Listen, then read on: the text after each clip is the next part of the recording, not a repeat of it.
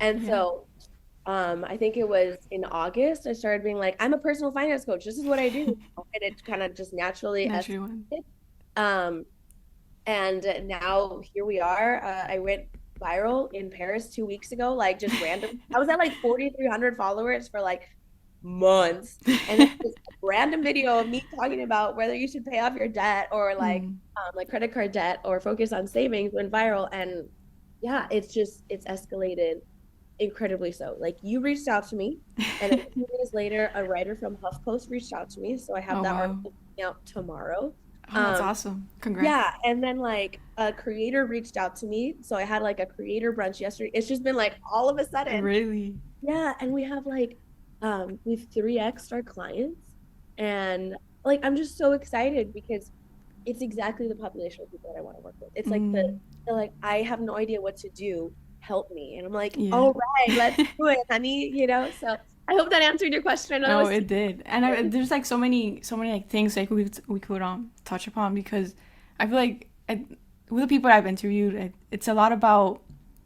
It's usually like, oh, I this wasn't part of the plan, and then because you were like intentional and this was like for you like to learn, and then sharing your what you're learning with others. That's kind of like a good intention, and you're gonna have like exponential growth, and that's why like all these amazing things are happening. But before we go more into those things, my next question is, when you started the business, Mhm. what were some of the obstacles that you faced? Because and obstacles, I don't mean like they or obstacles like not that you overcame them, but or that you overcame or that you're still trying to overcome. Because recently I read this book called The Big Leap. I don't know if you Yeah. heard about it. Mhm. Yeah, so that book is really interesting, and I read it last week, and it really helped me out. But it pretty much talks about how we have a thermostat, and we have a set level of like the happiness we have, the finances, all of that, the success that we have, and once we hit that level, you tend to self sabotage. So for you, how is that experience on like yeah, that awareness? So it's so interesting, and I don't know what happened.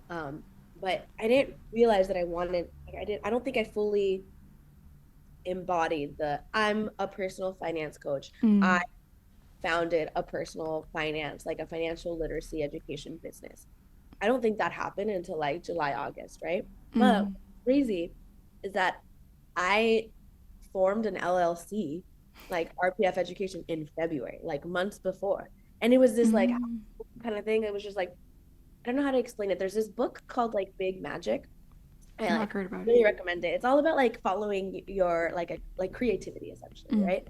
Um, and I don't know. I just woke up one day and I was like, I'm doing this. It was really easy.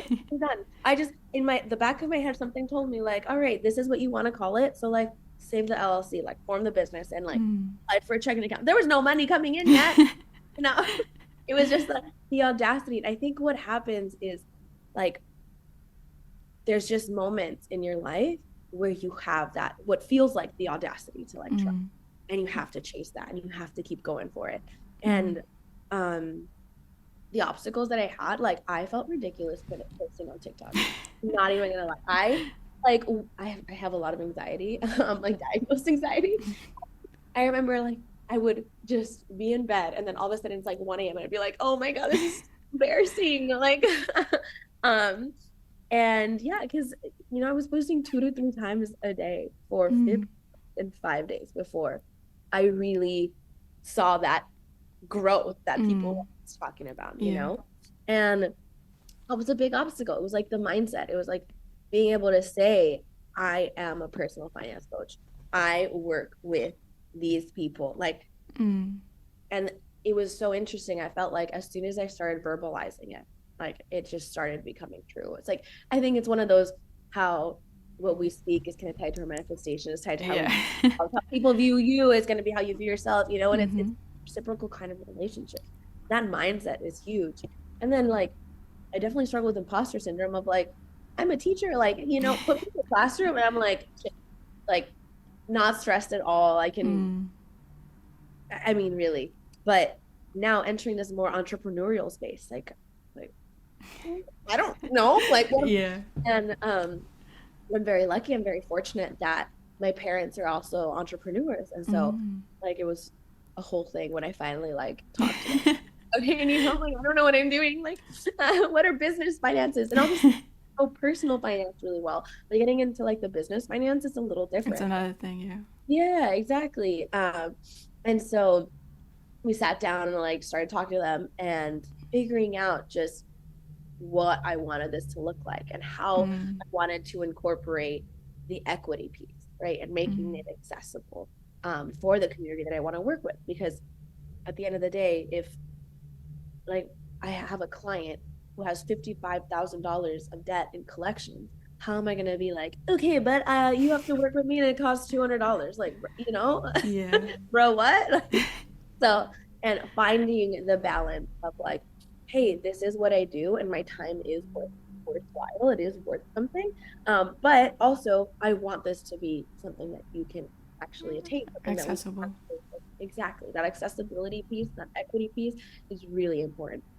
So, Mm-hmm. um, if I put it in one sentence for you, the obstacles that I've had to overcome would have to do with mindset, and with acknowledging that despite I don't know something, that I don't have knowledge, Mm, I have the resources, I have the network to find it. And there's absolutely nothing wrong with being open and genuine and authentic about the fact that you are building something and that mm, people come along like, hey, we're now building this together, you know? yeah. I feel like how, but how were you able to have those, like, other books or resources or conversations, like specific conversations that you were having where you were able to have this, like, this mindset now?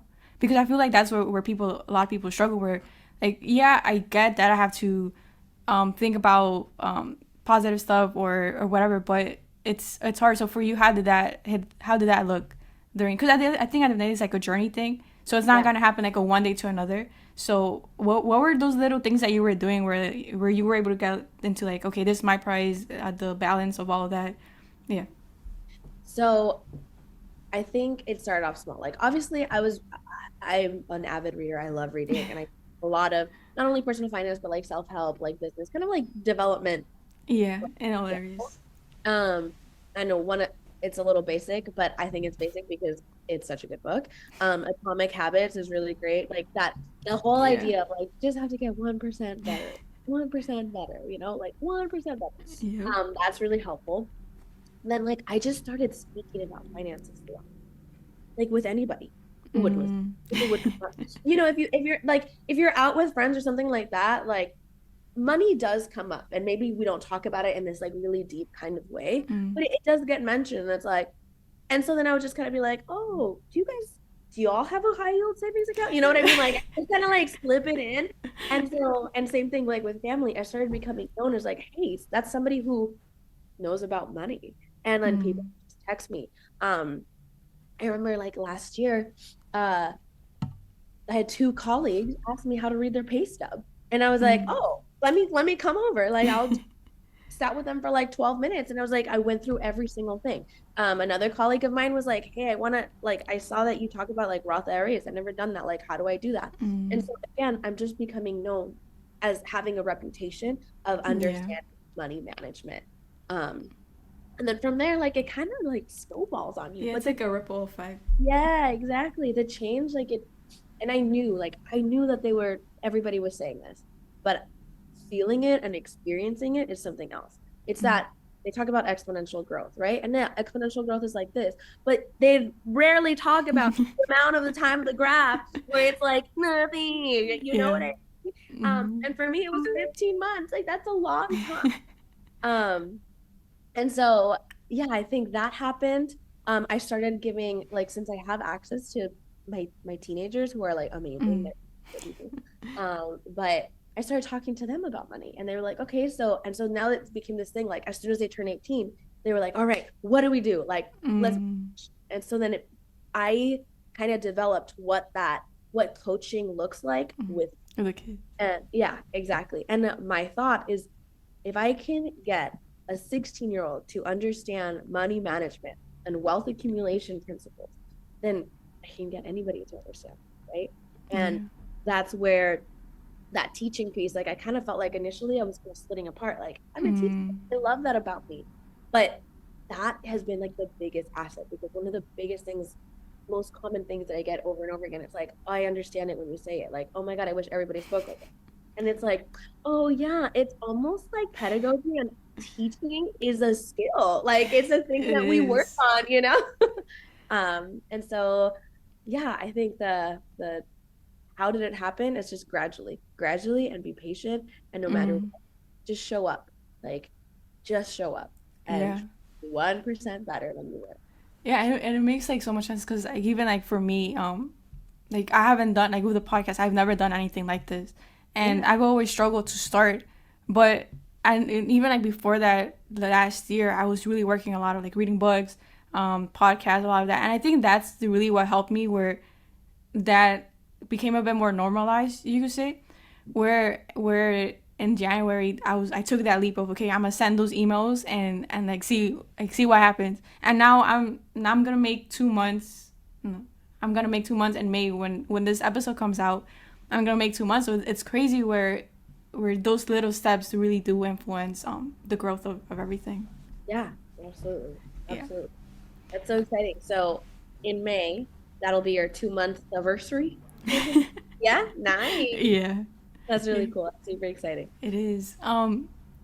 Going back to now because I feel like uh, with the same obstacles, I feel like again it's a journey where they always come back those limiting beliefs. So what's something that you're working on now, whether it's like personal or in your business as well, that you're like, or maybe you're not working, maybe like everything's cool No, right and now. done. No, yeah, don't worry, we're good. No, Let's not talk about it. yeah, right. No, always working on something. So, what is something that I'm working on now um, in terms of RPF, and I called it that because it's realistic personal finance education. And so that was a big thing for me is the realistic aspect. And it's not like I hate there's so many shame-based like personal finance people out there that are like, what do you mean you have this much debt? An idiot? Like that doesn't help anyone, you know? Mm-hmm. Like the realistic aspect of acknowledging what you value, what you want, whether it's travel, whether it's self-care, whether it's like, going out for dinner and drinks, like Yeah. whatever it is, we have to incorporate that into your personal finance plan. Otherwise, not realistic and it's not sustainable. And at that Mm-hmm. point, right? Um, you'll usually end up giving up. Yeah. Anyway, the current struggle I would say is I don't feel like I've found that exact like, okay, this is what I can charge. This is what it looks like. Mm. Still an ongoing process. Because like I said, I really value that equity and that accessibility, but my time is worthwhile, Yeah. And so how I've decided to deal with it actually is a little weird, a little chaotic. Um, but April and May, so all of my sessions are actually pro bono. And so Mm. it It's come free. over like it's literally pro bono. And what I'm working on is trying to build a community, Mm-hmm. that loyalty of like, hey, we're building this together. And so I want the client feedback specifically of like Mm. your situation, what would you feel is fair? What would have been okay for you? Like using that as like kind of action research, like a data set. Yeah. And just to give you an idea, I have a client who's 18 and she makes $200 a month because she's just like, she's an assistant, right? Like, and she's still in high school. And then I Mm. have a client who's 56, like, and everything in between. Like, so closer to retirement, has investment properties, um, everything in between there. Everything. Okay. And so, but again, this is like my data set. And I want to figure out what is approachable for the setup fee and then also for Yeah. I figured out my pay scale for any kind of follow-up appointments. So Mm. that pay scale is going to be 0.1% of your salary. So meaning Mm. 45-minute session with me. If you make $25,000 a year, then you would pay me $25. If you make Mm. $100,000 a year, then you would pay me $150. So Oh it's wow. the exact same proportion of your income. Um, Yeah. and so that's how I've solved that. But it's still an ongoing kind of thing that we have Yeah. to I feel evolve. like. As we grow, you have more business expenses. So how does Mm-hmm. that look like? Yeah.